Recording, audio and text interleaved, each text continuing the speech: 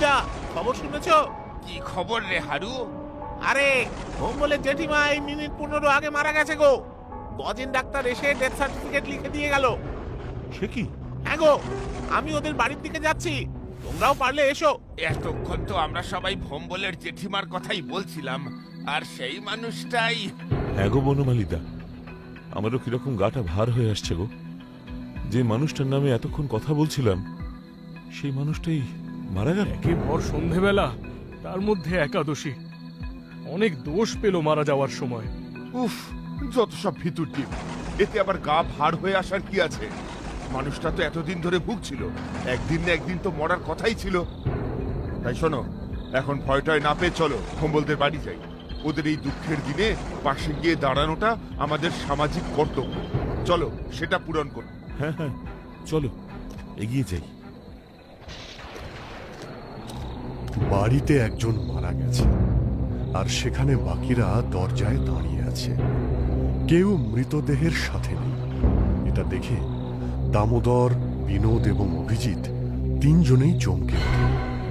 পরস্পরের দিকে তাকালেও কিছু বলতে পারে না। ভোম্বল, তোর জেঠিমার খবরটা পেয়েছি, সেটা শুনেই আমরা এলাম। সত্যি খুব খারাপ লাগছে। ওনার আত্মার শান্তি কামনা করি। আচ্ছা, তোরা তিনজনেই এখানে, তাহলে জেঠিমার মৃতদেহের সাথে কে আছে? তারপর ভোম্বলের মা ভয়ার্ত গলায় যা বলল, তা শুনে সকলের শিরদাঁড়া দিয়ে ঠান্ডা হিমের স্রোত বয়ে গেল। ওরে বাবারে, ভূত ভূত ভূত! পালাও পালাও পালাও পালাও, সকলে পালাও! ভোম্বলের মরা জেঠিমা আবার বেঁচে উঠেছে। যাকে ডাক্তার একটু আগে মৃত বলে ডেথ সার্টিফিকেট দিয়ে গেল, সেই মানুষ এখন খাটের উপর উঠে বসে আছে। কি কি বলছেন? মরা মানুষ বেঁচে উঠেছে? এসব হয় নাকি? হ্যাঁ রে বাবা, হয় হয়, আলবাত হয়। আমরা নিজেরা গিয়ে দেখে এসেছি। ফিরে চলো অভিজিৎ, বিনোদ, ফিরে চলো ফিরে চলো। পাড়ার বাকি লোকদের নিয়ে তারপর আসবো। এখন ওই ঘরে যাওয়ার কোনো দরকার নেই। উফ, আবার এই ভয় পাওয়া শুরু হলো। কতবার বলেছি না, ভূত প্রেত বলে কিছু হয় না, সবই মানুষের ভুল ধারণা। ভোম্বল, তুই আমার সাথে জেঠিমার ঘরে চল, আমি গিয়ে দেখতে চাই। ঠিক আছে, চলো। কে কে গো তোমরা? তোমরা একটু ভোম্বলকে ডেকে দেবে? কখন থেকে ডাকছি, কেউ আমার ঘরে আসছে না। মনে হচ্ছে আমি যেন ভূত। আমার কাছে এলেই আমি দৌড়ে খেয়ে ফেলবো।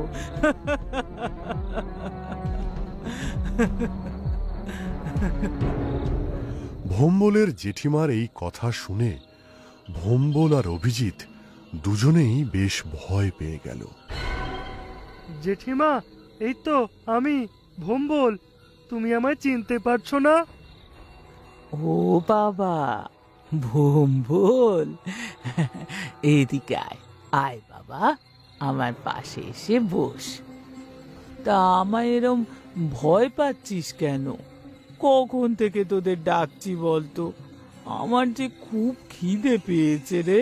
তোরা কি রে ভোম্বল, বয়স্ক মানুষটার কখন থেকে খিদে পেয়েছে, আর তোরা কেউ ভয়ে এই ঘরেই ঢুকছিস না? এই বৃষ্টির দিনে হয়তো একটু ঝিম মেরে গেছিল, আর তোরা সঙ্গে সঙ্গে ভেবে নিলে মানুষটা মরে গেছে। ছি! না মানে, আমি তো কিছুই বুঝতে পারছি না। এখন আর মানে মানে করতে হবে না, জেঠিমাকে আগে খেতে দে। আমরা চলি জেঠিমা, আপনি খেয়ে দে বিশ্রাম নিন, ঠিক আছে? আমরা পরে আসবো। হ্যাঁ।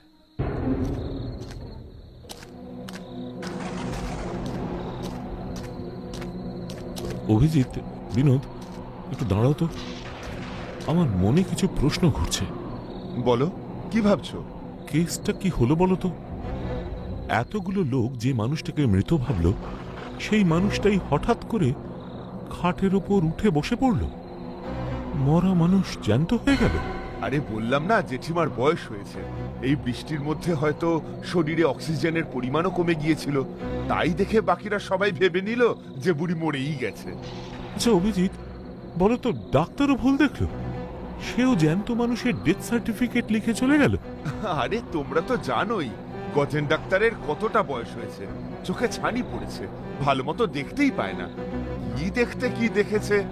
আরে ভাই, মানুষটা মরেনি, বেঁচে আছে, এতে তো সকলের খুশি হওয়ার কথা, তা না।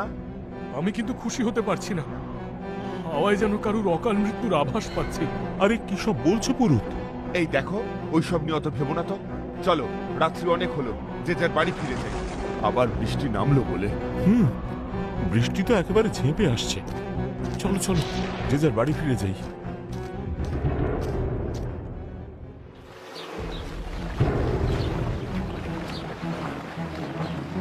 এই ঘটনার ৩-৪ দিন পর থেকে গ্রামের মানুষের জীবন আবার স্বাভাবিক ছন্দে ফিরে আসে।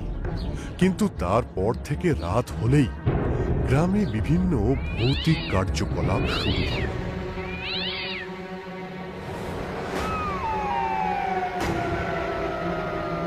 গ্রামের প্রায় সকল বাড়ি থেকেই গবাদি পশু উধাও হতে শুরু করে। আজ কারোর ছাগল ছানা উধাও, হয়তো কাল কারোর হাঁস, তো পরশু কারোর মুরগি। গ্রামবাসীদের তো মাথায় হাত। ভয়ে সন্ধে হলেই ঘরের দোর আটকাতে শুরু করে দেয় গ্রামবাসীরা।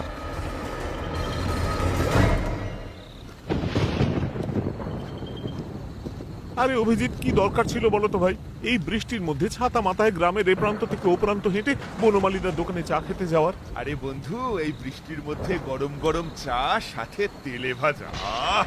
খাওয়ার মজাটাই তো আলাদা। বিনোদটা না এসে এই মজাটা মিস করি। কিন্তু নিজেরা খেতে বেরিয়ে যদি কোনো ভূতের পেটের খাবার হয়ে যায় ভাই, সেটা কি ভালো হবে? জীবনের মতন শেষ চা খাওয়া হয়ে যাবে ভাই অভিজিৎ, মনে থাকে যেন। দূর দূর দূর, তুমি এত ভয় পাচ্ছ কেন? ভাই দামোদর, এই বৃষ্টির মধ্যে ওখানে কে বসে আছে? আরে সত্যি তো। এই, ওই গাছের নিচে তুমি কে? ওখানে বসে কি করছো?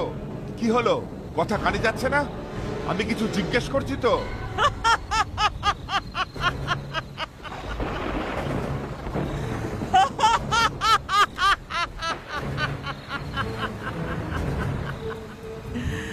আমি কে জানার খুব শখ না তোদের? হ্যাঁ? আয়, আয়, এবারেকার মতো তোর ঘর মটকায়। আয়, আয়, আয়। পালাও পালাও ভাই পালাও, ওদিকে গিয়ে আর লাভ নেই। যদি প্রাণে বাঁচতে পারি তাহলে এরকম চা অনেক খাওয়া যাবে। পালাও পালাও অভিজিৎ, পালাও। আমার মায়ের পায়ের জবা হয়ে ওঠ না ফুটে মন। আমার মায়ের পায়ের জবা হয়ে ওঠ না ফুটে মন। কি ব্যাপার ভাই, তোমরা এত ভোরবেলা মন্দিরের দরজার সামনে বসে আছো কেন? কি বলবো ভাই বিনোদ, কাল রাতে আমাদের সঙ্গে যা ঘটেছে সেটা ভাবলেই আমার এখনো সারা শরীর কাঁপছে। সারা রাত বাড়ি ফিরতে পারিনি। কেন, কি এমন হয়েছিল যে তোমরা রাতে বাড়ি ফেরোনি? শোনো, আমি তোমায় সব খুলে বলছি। এই, ওই গাছের নিচে তুমি কে?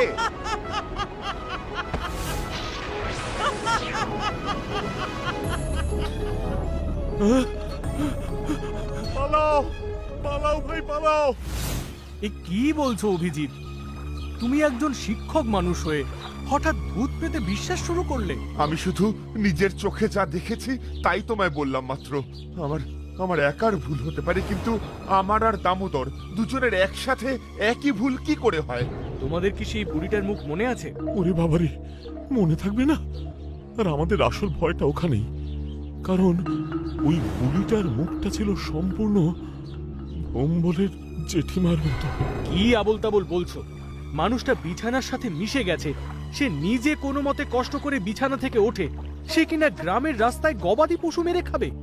আরে হ্যাঁ, তুমি বিশ্বাস না করলেও এটাই সত্যি। ওই চোখ, ওই মুখ আমি কোনোদিনও ভুলতে পারবো না। আচ্ছা আচ্ছা, ঠিক আছে, তোমার মনে হচ্ছে তো আমরা ভুল করছি। চলো চলো তাহলে আমরা তিনজনে মিলে এখন একবার ভোম্বলদের বাড়ি যাই, সেখানে গিয়েই দৃশ্যটা দেখি। ঠিক আছে, তাই চলো। হ্যাঁ, আমিও যাব।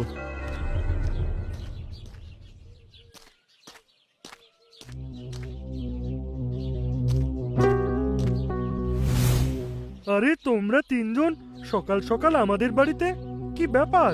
আরে না না, আমরা তিনজনেই এলাম তোর জেঠিমার সাথে দেখা করতে। কয়েকদিন আগে যা অবস্থা গেল, আরে বাপ, সেই রাতের কথা ভাবলে আমার এখনো গায়ে কাঁটা দেয়। তাই ভাবলাম ওনার একবার খোঁজ নিয়ে যাই, উনি কেমন আছেন। একবার দেখা করা যাবে? না গো, জেঠিমার সাথে দেখা করা যাবে না। সেদিনের পর থেকে জেঠিমা কিরকম হয়ে গেছে জানো তো? সারা দিন ঘুমায়, লাখ ডাকলেও কিছুতেই ঘুম থেকে উঠতে চায় না। সারাদিন কারোর সাথে কথাও বলে না। না না, আচ্ছা আচ্ছা, ঠিক আছে। উনি যখন সারাদিন বিশ্রাম নেওয়াই পছন্দ করেন, তাহলে আমরা আর জোর করে ওনার সঙ্গে দেখা করব না। আমাদের শুধু খবরটুকুই নেওয়ার ছিল, এই যা। আচ্ছা ভম্বল, একটা প্রশ্ন ছিল তোর কাছে। কি প্রশ্ন গো? আচ্ছা, গ্রামের যে এত বাড়ি থেকে হাঁস, মুরগি, ছাগল, সব গৃহপালিত পশুরা গায়েব হয়ে যাচ্ছে, তোদের বাড়ির কি অবস্থা? এটা তো আশ্চর্য ব্যাপার গো। যেখানে গ্রামের সব বাড়ি থেকে হাঁস, মুরগি, ছাগল হুটহাট করে গায়েব হয়ে যাচ্ছে, সেখানে আমাদের বাড়িতে এরকম কিছুই ঘটেনি। হাঁস, মুরগি, ছাগল সব তো দিব্যি ঘুরে বেড়াচ্ছে। বাহ বাহ বাহ, এই তো খুব ভালো কথা। ভালো হলেই ভালো। আচ্ছা ভম্বল, আমরা তাহলে এখন চলি। অভিজিৎ, দামোদর, তোমরাও চলো। আরে তোমরা বলছিলে না তোমাদের কি একটা জরুরি কাজ আছে, তাড়াতাড়ি যেতে হবে। চলো চলো চলো, জেঠিমার খবর নেওয়া হয়ে গেছে, এবার চলো। হ্যাঁ, আসলাম রে। আচ্ছা বিনোদ, কি বুঝলে বলো তো?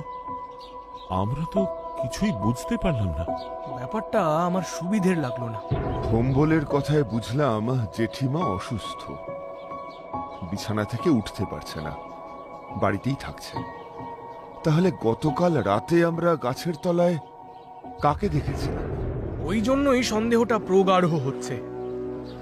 শোনো, তোমরা দুজনে আজ সন্ধেবেলা ভম্বলদের বাড়ির পেছনের ঝোপে আমার সাথে দেখা করো তো। আশা করি সব রহস্যের সমাধান আজকে রাতেই হবে।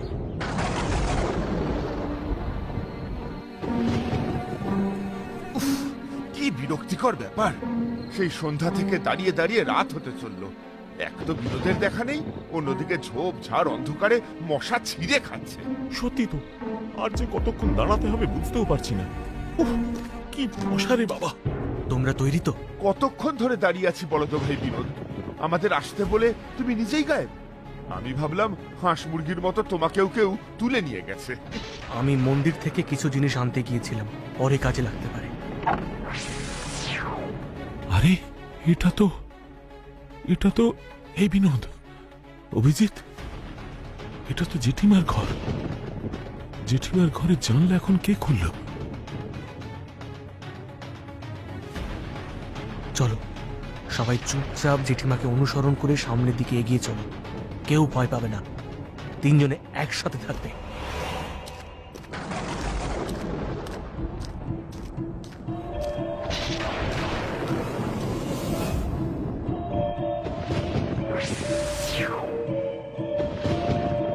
বিশ্বাস হচ্ছে না, বিশ্বাস হচ্ছে না, বিশ্বাস হচ্ছে না।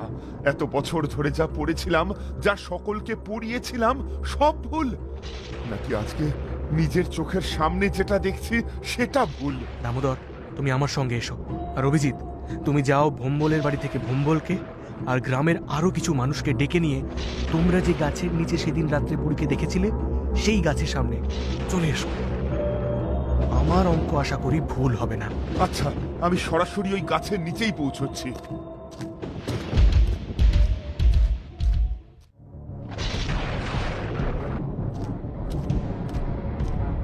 ওই যে ওই গাছটা, হ্যাঁ হ্যাঁ, ওইটাই।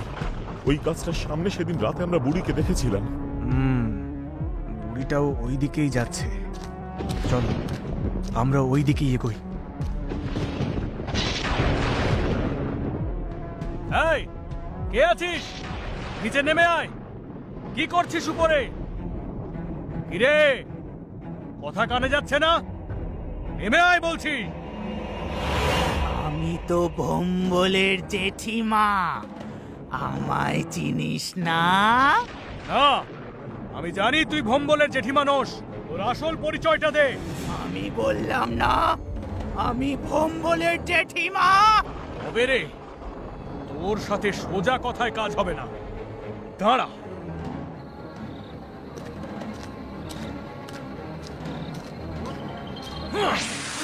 ওরে বাবা রে, জ্বলে গেলাম রে, পুড়ে গেলাম, মরে গেলাম রে, মরে গেলাম। ওরে ওরে আর দিস না, ওরে ওই ধুলো দিস না। আমি বলছি আমি কে? আমি হলাম গৌরী চৌধুরী। আজ থেকে 30 বছর আগে আমি এই গ্রামেই থাকতাম। ওই ভোম্বলদের বাড়ির পাশেই আমার বাড়ি ছিল। এক বর্ষার রাতে এই পথ দিয়ে যাওয়ার সময় পা পিছলে ওই পুকুরে পড়ে যায়, আর পুকুরে ডুবে আমি মরে যাই। আমার বাড়িতে নিজের লোক বলতে কেউ ছিল না। এই গ্রামের লোকগুলো এতটা শয়তান ছিল যে কেউ আমার কোনো সৎকারের ব্যবস্থা করেনি। গ্রামের বাইরে যে আবর্জনার ঢিবি আছে, সেখানেই আমার মৃতদেহ পড়েছিল মাসের পর মাস। চিল শকুনে টুকরে খেয়েছিল। তাই আমার অতৃপ্ত আত্মা এই গ্রামে ঘুরে বেড়ায়। আর সেদিন রাতে যেই দেখলাম ভোম্বলের জেঠিমা মারা গেছে, আমি সঙ্গে সঙ্গে ওর শরীরে প্রবেশ করি। আমরা সবাই শুনলাম। শোন, আমি তোকে শেষবারের মতো বলছি, ভোম্বলের জেঠিমার শরীর ছেড়ে দে, নইলে আমি তোকে বন্দি করে রাখবো। অতই সোজা নাকি? এত বছর পর আমি একটা শরীর পেয়েছি, আর এই শরীর আমি ছাড়বো না। এবার তোদের গ্রামে ঘোর বিপদ, ঘোর বিপদ।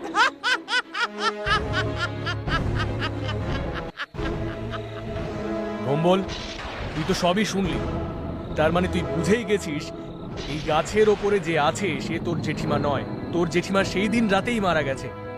তাই আর দেরি না করে নিজের হাতে এই গাছে আগুন লাগিয়ে দে।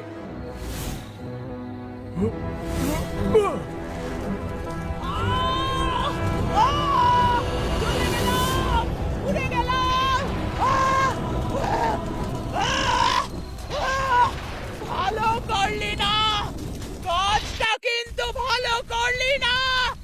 তোদের ভালো হবে না। আমি আসবো, আমি আবার আসবো, আবার আমি ফিরে আসবো।